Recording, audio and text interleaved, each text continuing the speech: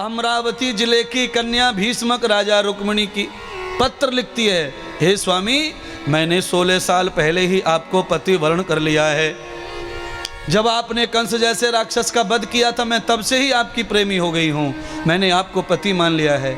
मेरा भाई रुक्मी मेरा विवाह आपके बुआ के लड़के शिशुपाल के साथ करना चाहता है। वो राक्षस है, मैं उसके साथ विवाह नहीं करूँगी, चाहे मुझे मरना क्यों ना पड़े। मेरी जान बचाओ, मुझे रक्षा करो। भगवान स्त्री रक्षा करने के लिए, गोपियों की रक्षा, द्रौपदी की रक्षा, तो रुक्मिणी की रक्षा करने के लिए प्रभु ने रथ निकाला। महाराष्ट्र की धरती पर आए, रुक्मिणी को रथ में बिठाकर ले गए। शिशुपाल आदि राक्षसों ने युद्ध किया भगवान से, बलराम से, सारे लोग युद्ध में परास्त हो गए। द्वारका रुक्मिणी चली गई। बृहस्पति ब्राह्मण को बुलाकर शुभ मुहूर्त निकलवाया। रुक्मिणी के माता पिता को भी आमंत्रित किया कन्यादान के लिए। वसुदेव देवकी नंद यशोदा भी आशीर्वाद के लिए द्वारका पहुंचे। सारे ऋषि मुनि सब देवता पधारे और भगवान श्याम सुंदर का, द्वारका नाथ का रुक्मिणी के साथ में सुंदर विवाह हुआ। और विवाह के बाद भीष्मक राजा ने कन्यादान में गौदान किए। पवित्रो विशारदम गति ही, बेटी के विवाह में कन्यादान से पहले गौदान, गंगा जल पीकर के माता पिता के सब पाप धोकर कन्या का दान करना, पति के हाथ में देना, तब कन्या को सुख मिलता है पति के घर में। इतना काम पिता को पहले करना चाहिए। पहले गौदान, फिर जल, गंगा स्नान, गंगा पूजन, गंगा ये, फिर बेटी। यानी कि पिता के लिए बेटी इतनी महान होती है। गौ और गंगा से भी ज़्यादा गाय की कन्या का महत्व है। कन्या को भोजन जिमा दो तो सब पाप खत्म हो जाते, इतना महत्व कन्या का। पर वो कन्या तब कन्या मानी जाती है जब उसे प्रसव धर्म ना प्रारंभ होवे। जिन कन्याओं को धर्म प्रारंभ हो जाता है, फिर वो कन्या नहीं है, फिर औरत हो जाती है। कन्या कहते हैं कुमारी को, जिनको प्रसव नहीं है, स्त्री धर्म जिनको नहीं आता है, ऐसी कन्या को वस्त्र भोजन आभूषण दान करने से भगवती जगदम्बा का फल प्राप्त होता है। इतनी महिमा है कन्या की, भारत में स्त्री जाति की इतनी महिमा है। स्त्रियों के लिए महाभारत हुआ, स्त्री के लिए रावण की ऐसी तैसी हुई। ये सब स्त्रियों की पूजा है महाराज।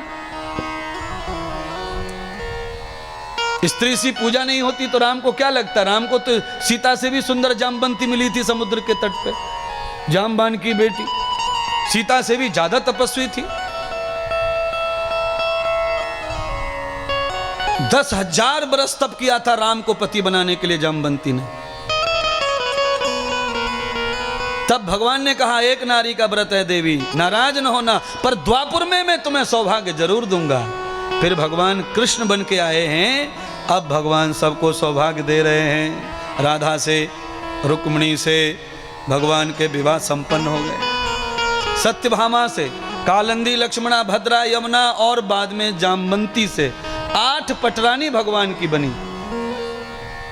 जरासंध का वध भगवान ने करवाया अर्जुन के हाथों से। 16,000 स्त्रियों की रक्षा करके भगवान लाए। उन सबको भी भगवान ने अपनी पत्नी का दर्जा प्रदान कर दिया। क्यों? कोई महापुरुष किसी बदनाम औरत को पत्नी बना लेता है तो उसका भी समाज में सम्मान बढ़ जाता है।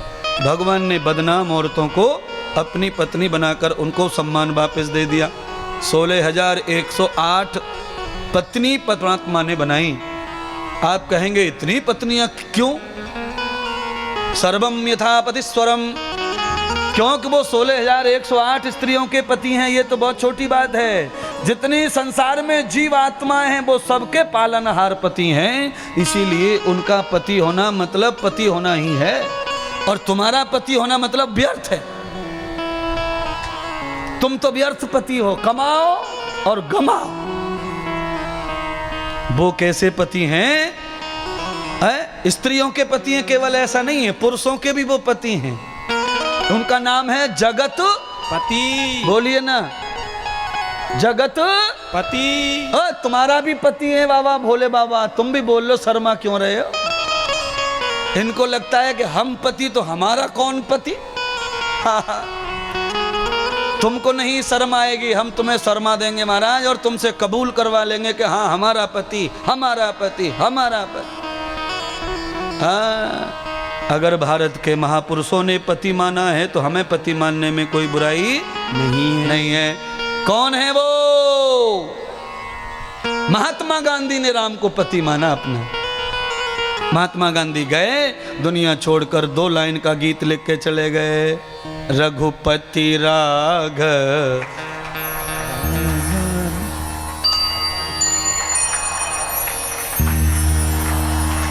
कहो भाई कैमरा वाले, सही है क्या? एकदम सही है महाराज। 1-2 दिन लगे छोरा को समझने में, महात्मा को, पर समझ गया आज समाप्ति के दिन। कल थोड़ा अकड़ में था।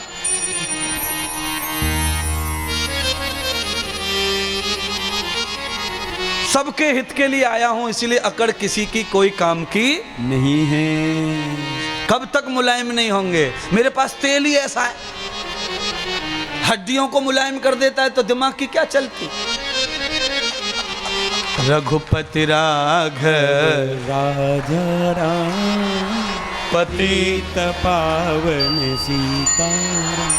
एक बात भी ऐसी नहीं है मजाक वाली, सब परफेक्ट है। प्रमाण पत्र के साथ इंद्रदेव बोलता है, राष्ट्रपिता ने छोड़े प्राण, मुख से कहते जय श्री राम।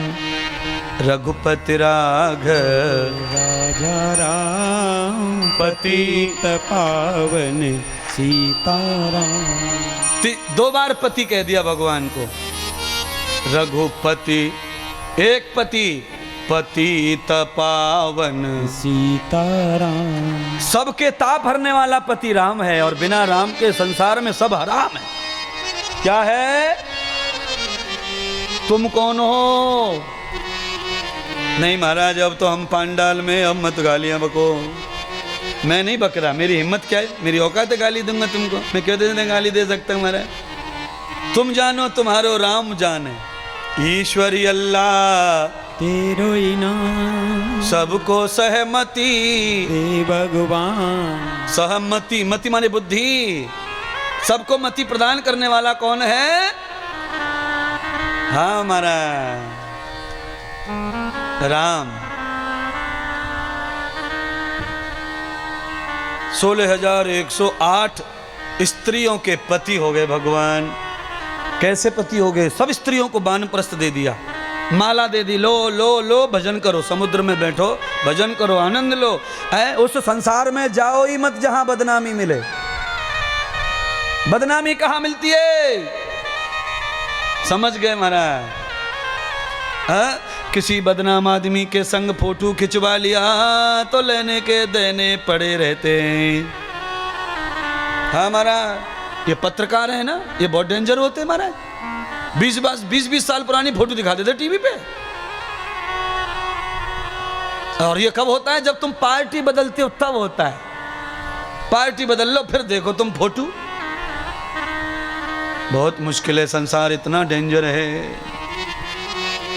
आज भगवान द्वारका पहुंचे और द्वारका पहुंच के प्रभु के घर में सुंदर आनंद हो रहा है। प्रभु ने, सच्चिदानंद ने कुरुक्षेत्र में जाके घोषणा कर दी कि कुछ समय के पश्चात अब मेरा धरती से गमन होने वाला है।